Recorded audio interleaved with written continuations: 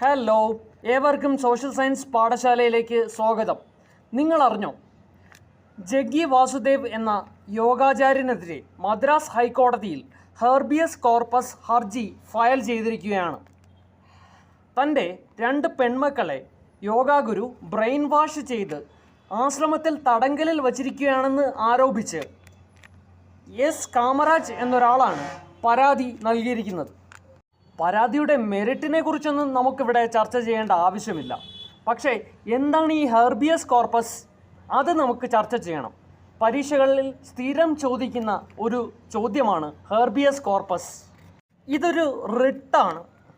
അന്യായമായി ഒരു വ്യക്തിയോ സർക്കാരോ ഒരാളെ തടങ്കലിൽ വച്ചിരിക്കുമ്പോൾ അയാളെ മോചിപ്പിക്കാൻ ആവശ്യമായ നടപടികൾ സ്വീകരിക്കണം എന്ന് ആവശ്യപ്പെട്ടുകൊണ്ട് ഹൈക്കോടതിയിലും സുപ്രീം കോടതിയിലും നമുക്ക് ഹെർബിയസ് കോർപ്പസ് എന്ന റിട്ട് ഫയൽ ചെയ്യാവുന്നതാണ്.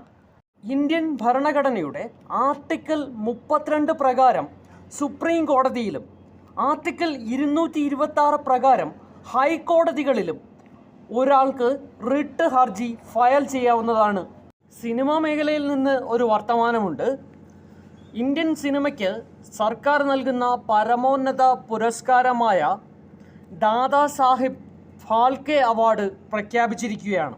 2022 ഫാൽക്കെ അവാർഡാണ് ഈ വർഷം പ്രഖ്യാപിച്ചത്.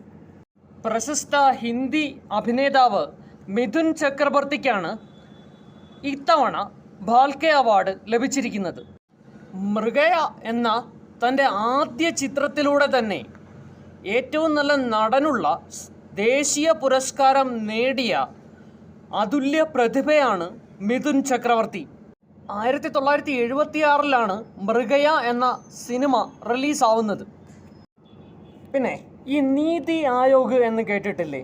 അതിലെ നീതിയുടെ ഫുൾ ഫോം എന്താണ്? അതെ, national institution for transforming India. Planning കമ്മീഷനെ റീപ്ലേസ് ചെയ്തുകൊണ്ട് 2015 നിലവിൽ വന്ന സംവിധാനമാണ് നീതി ആയോഗ്. ഇതിൻ്റെ ഇപ്പോഴത്തെ CEO BVR സുബ്രഹ്മണ്യം ആണ്. ഇന്നത്തെ പത്രത്തിൽ വായിച്ച ചില വാർത്തകളിൽ നിന്നുള്ള ചില GK ക്വസ്റ്റ്യൻസ് ആണ് നമ്മളിവിടെ ഇന്ന് ചർച്ച ചെയ്തത്. ഏവർക്കും വീഡിയോ ഇഷ്ടപ്പെട്ടതായി കരുതുന്നു. നമ്മുടെ ചാനൽ സബ്സ്ക്രൈബ് ചെയ്യുവാനും ഷെയർ ചെയ്യുവാനും മറക്കില്ലല്ലോ അല്ലേ? Thank you for watching.